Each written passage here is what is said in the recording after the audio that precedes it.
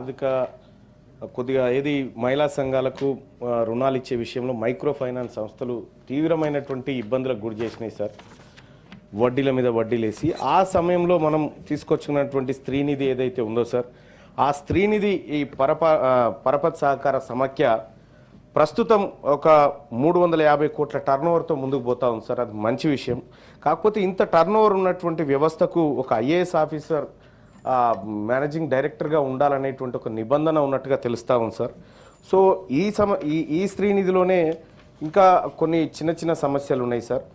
ఈ స్త్రీనిధి సమాఖ్యలో చాలామంది అంటే రిటైర్ అయిపోయిన వాళ్ళతోటి ఇది నడిపించడం వల్ల కొద్దిగా వేగం తగ్గిందనేటువంటి ఆరోపణలు ఉన్నాయి సార్. ఇక అలాగే ఈ సిబ్బందికి, స్త్రీనిధి సిబ్బందికి, సెర్ఫ్ మెప్మా సిబ్బందికి రాష్ట్ర ప్రభుత్వ ఉద్యోగులతో వేతనాలు ఇస్తామని గతంలో ప్రభుత్వం ప్రకటించింది సార్. అది అట్లాగే పెండింగ్లో ఉన్నటువంటి అంశం సార్ సుదీర్ఘ కాలం నుంచి. ఇక ఇటీవల కాలంలో సార్ దాదాపుగా ఈ స్త్రీనిధి నుంచి దాదాపు ఒక 451 మంది రిజైన్ చేసి వెళ్ళిపోయినారు సార్.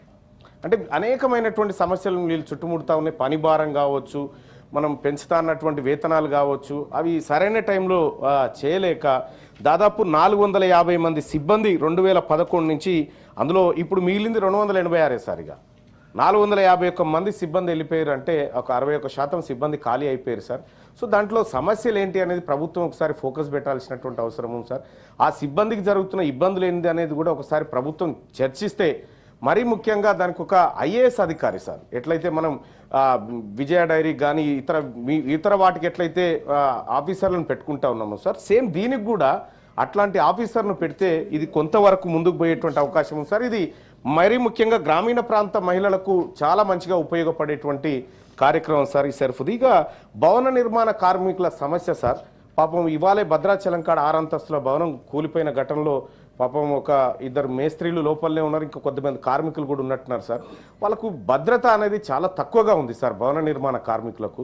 వాళ్ళకు భవన నిర్మాణ రంగంలో కార్మికునికి ఏదైనా ప్రమాదం ఏర్పడితే ప్రమాద బీమా చెల్లింపుతో పాటు మరి గాయాల పాలైన తర్వాత ఫర్దర్గా వాళ్ళు పనిచేయడానికి కూడా ఏముండదు. కాబట్టి ప్రభుత్వం కొంత ప్రతి నెల కనీసం ఒక 5,000 రూపాయలన్నా ఇచ్చి ఆ కుటుంబానికి అండగా నిలబడాల్సినటువంటి అవసరం ఉంది సార్. అలాగే భవన నిర్మాణ కార్మికులందరికీ ఈఎస్ఐ వైద్య సదుపాయాన్ని కూడా కల్పిస్తే మంచిగా ఉంటుందని తమరి ద్వారా కోరుతా ఉన్నాం సార్. అలాగే భవన నిర్మాణ కార్మికుల సంక్షేమ బోర్డు కార్డు ఏమో 60 సంవత్సరాలు కాకుండా శాశ్వతంగా సభ్యత్వం ఉండే విధంగా చేస్తే భవన నిర్మాణ కార్మికులకి రాష్ట్ర ప్రభుత్వం మంచి చేసింది అవుతుంది సార్.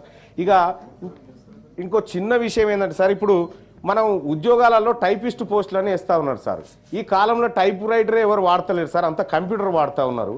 కాబట్టి ఆ టైపిస్ట్ పోస్టుల ప్లేస్లో కంప్యూటర్ ఆపరేటర్గా దాన్ని మారిస్తే బాగుంటుందనేది తమరి ద్వారా తెలియజేస్తా ఉన్నాను అధ్యక్ష. Okay, thank you. Now petitions.